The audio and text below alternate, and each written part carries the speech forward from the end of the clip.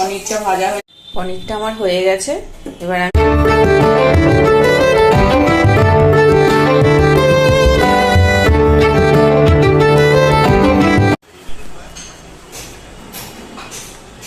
Good morning বন্ধুরা।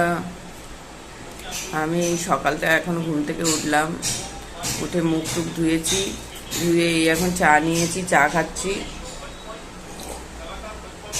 Liquor চা খাচ্ছি। সারা রাত্রির বৃষ্টি হয়েছে, এই যে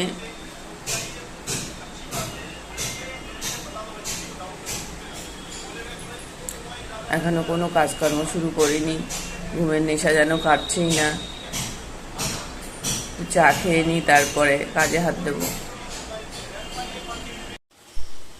এই সকালে রুটি আর ছোলার ডাল সাথে পেঁয়াজ আমার ছেলের লাগে।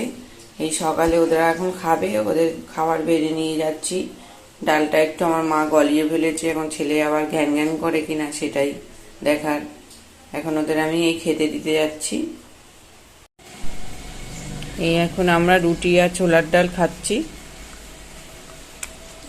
মা খাচ্ছে, ছেলে ঘরে অন্ধকারে খাচ্ছে। বিছানাটা তুলে নিচ্ছি, এখন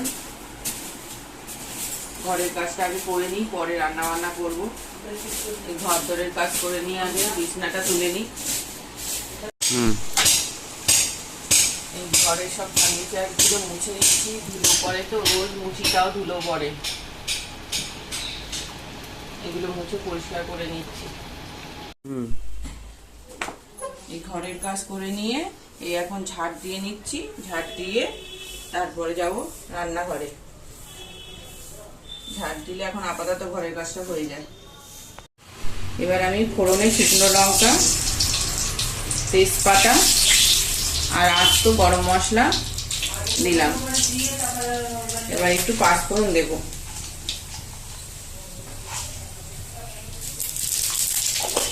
দিয়ে এটা একটু নেড়ে নেব। আর আমি আদা, চারমগজ আর বাদাম, কাজু বাদাম হচ্ছে, আর দুটো কাঁচা লঙ্কা একসঙ্গে বেটে রেখেছি। এবার এখানে আমি টমেটো দিয়ে দেবো, টমেটো আর ক্যাপসিকাম।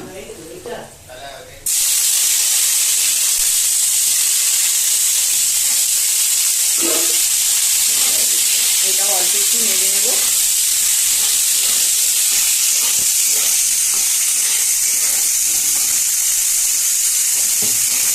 বেশি ভাজবো না, অল্প নেড়ে নেব।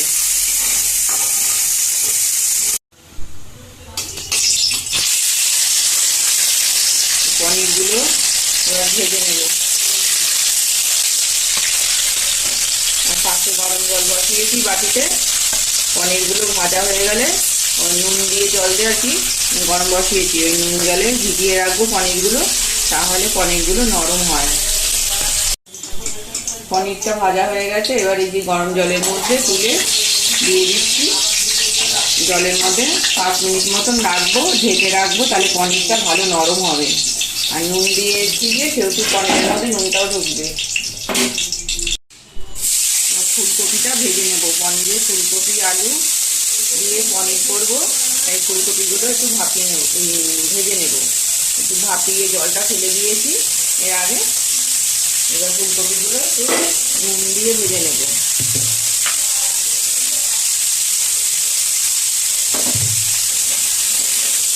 ফুলকপিটা ভাজা হয়ে গেছে, এবার তুলে নিলাম। এরপরে আলুটা ভেজে নেব। মশলাটা বেটে রেখেছিলাম, ওইটা আমি দিয়ে দেবো।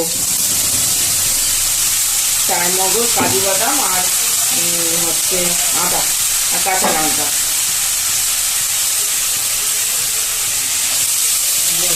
দিয়ে এবার একটু নাড়িয়ে নেব। এর মধ্যে একটু জিরের গুঁড়ো দিয়ে দেবো অল্প করে,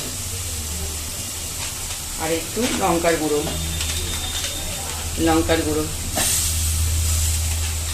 আর একটু কাশ্মীরি লঙ্কার গুঁড়ো দিয়ে দেবো কালারটা ভালো আসার জন্য।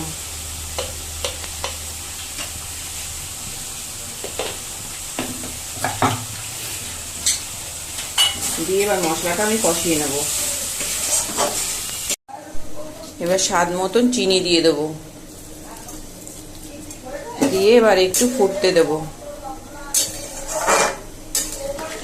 তারপরে ফুটে উঠলে নামানোর আগে আমি ঘি গরম মশলা দিয়ে নামিয়ে দেবো।